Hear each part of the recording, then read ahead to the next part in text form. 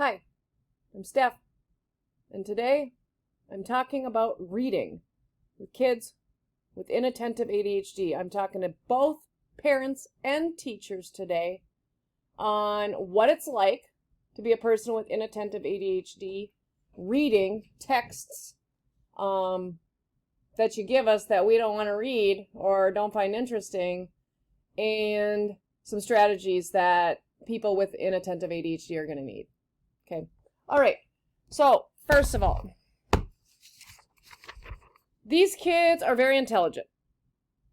They do need more time to read, though, when you give them text and to read and strategies for understanding what they read.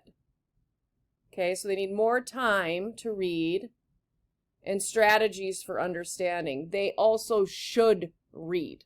Even when they don't want to, parents, get them reading young. Okay. Igor and Star Bear don't like reading anything. Nothing. No, I'm going to tell you why soon. Panda loves reading, but only books Panda wants to read. Everything else, nope, not going to read it. If it's not a fantasy novel, she's not going to read it. Okay? Again, we talked about Panda before. That's a control thing. All right. So, my tips for you and for me as a teacher, and I've had to live with this, so I know quite a bit more about reading than even probably reading strategists do, because I have the brain that has inattentive ADHD and is just not connecting in the working memory. So please, this is what it's like. All right.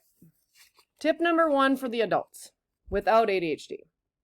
Acknowledge my kid does not like reading text unless they choose it.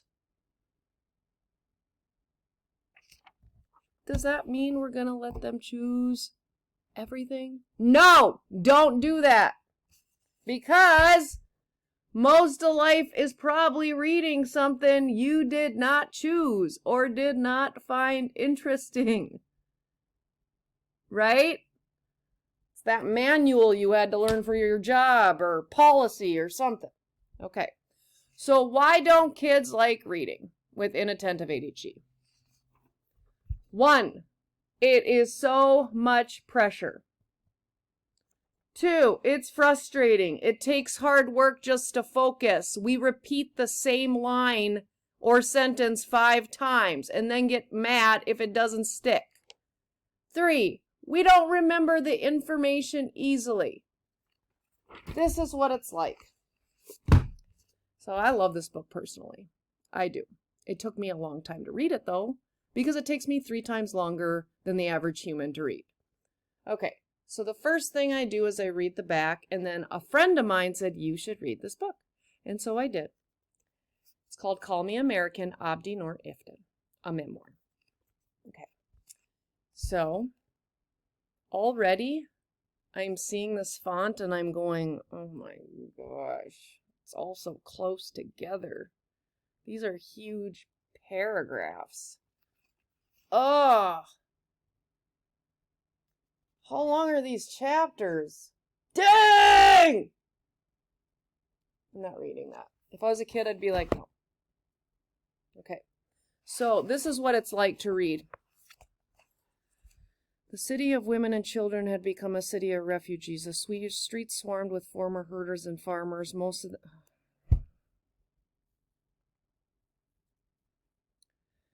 The city of women and children had become a city of refugees. The streets swarm with former herders and farmers. Most of them may speak in Ronwin from baby.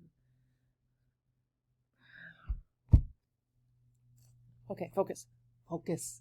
I can do it. The city of women and children had become a city of refugees. They swarmed with her. I can do this. I can do this. This is frustrating for us.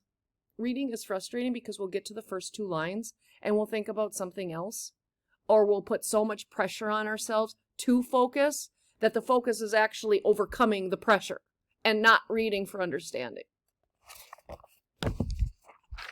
Reading is very difficult for inattentive ADHD, but we still have to do it because it's a part of life and part of being educated and part of being a good human.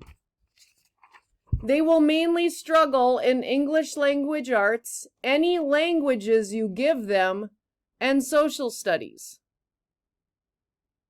It's that working memory piece.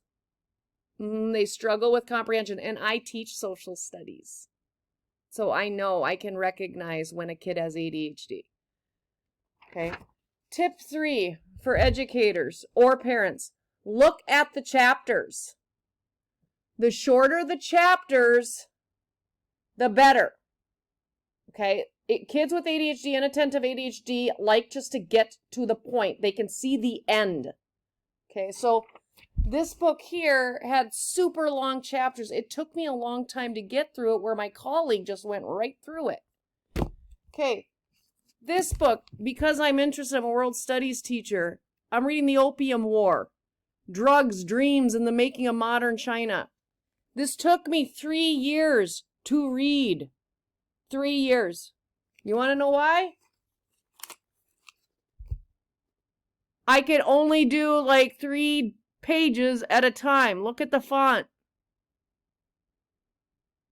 3 pages. 3 to 5. Maybe if I'm lucky, I did 5 pages and be like, oh, my brain needs tired.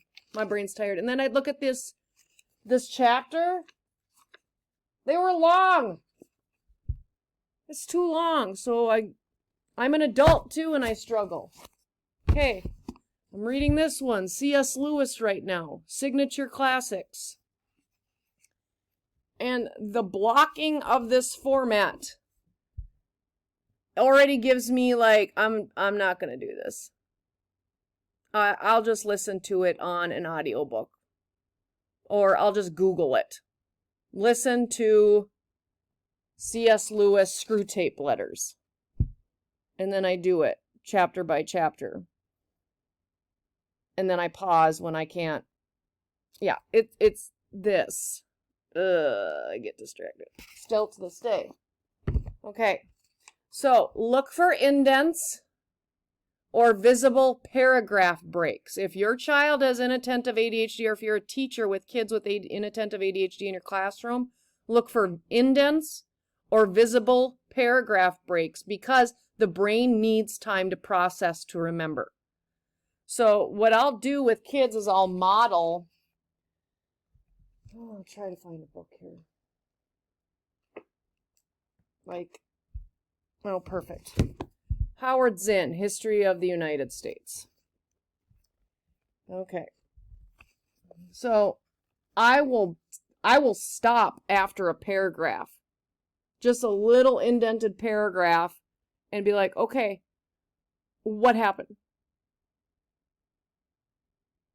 All right, and what we can model in younger ages is how to do that. So by the time in middle school, kids could take one chunk, one paragraph, stop and pause and ask themselves, okay, what happened? Okay. Another tip that I found good growing up is having someone tell me, where in my real life would I use this information, and have a reason for it. Where in my real life would I use this information? Or could I use this? Or where would somebody... Hang on. Okay, good. Tip 6. Hardcover or real tactile paper articles or books are best. Digital is awful, because they will open up tabs for games, 1 billion trillion tabs, get lost, and not be able to go back and find where they were at in the first place, or what they should be doing. One thing on the table at a time. Okay, so if my book, let's say I am reading about the Incas. Okay. Not a digital copy for these kids. I always ask as a teacher, do you have a hard copy? Or I print out a hard copy and I give those kids, they have a pencil and something in their hand. and they have a paper copy. Okay, so I have a real book. Okay, got it? Tip 7, with these kids, do not get hooked on timed reading assessments. It freaks us out. The pressure is real. We cannot focus. Even when I go to teacher PDs and they're like, here's an article, read it. I already am like, oh crap, I'm cussing in my head. I have anxiety. Okay, I'm going to do it. I'm going to do it this time. Crap, I lost the train of thought. Oh my gosh, I'm never going to keep up. And then it comes to discussions and I'm like, well, in the first 2 lines it said, yeah, so anything timed is just, ugh. Tip 8, parent, explore the library early on with nonfiction. Okay, and different kinds of nonfiction. Find the type so they get some basic knowledge before they head to middle school and get bigger texts. I have my kids. Okay, read. Silas reads graphic novels, nonfiction graphic novels every night, and now he is learning about Franco's fascist Spain. Okay, graphic novels. What else do I have here? My kids get a variety of genres. This land is my land. This one's a cool one. A graphic history of big dreams, micronations, and self-made states. In your library, there is a YA graphic novel. They're very popular now. Go to the nonfiction side. There's science stuff there too. See pictures, short chapters. They can get some basic knowledge. Okay. Tip 9, I'm getting down. With any reading assignment, it may take 3 times longer because they need that break in between paragraphs to think about what they're reading so they can comprehend and understand. And tip 10, I keep saying that, teach and model chunking and processing. Take information and pause. As an adult, there are certain magazines I will not read. Not because I don't like them. They have such great... This is Bloomberg. Would I love to read all this? Man, I'd be smart. Little font. Lot of words. Nope, not gonna do this. Like, pulling the plug on OV subsidies. Okay, so I love nonfiction and I teach socially. I would love this, but I'm not going to read this. This is really small font. What I do like to read, though, is the week. For me, reading this, it just gets short to the point. The font is pretty small, but it chunks it into stories, so it's quick. It's to the point. To the point stories of the world, not huge and humongous articles about one thing. Okay. So yeah, so I hope I gave you some tips. Again, reading. It's hard. The struggle is real. Kids get anxiety when you lay text in front of them that they don't want to read. So either they'll quit or they'll have anxiety about it. So practice chunking and breathing during reading. And if the younger you start giving your kids access to different reading, with nonfiction especially, the better. The better. Again, Dante and Aristotle, great book. Okay, you know why I like this book? This is an ELA book. Is because the chapters were short. A lot of kids like this book because they had short chapters. Okay, bye.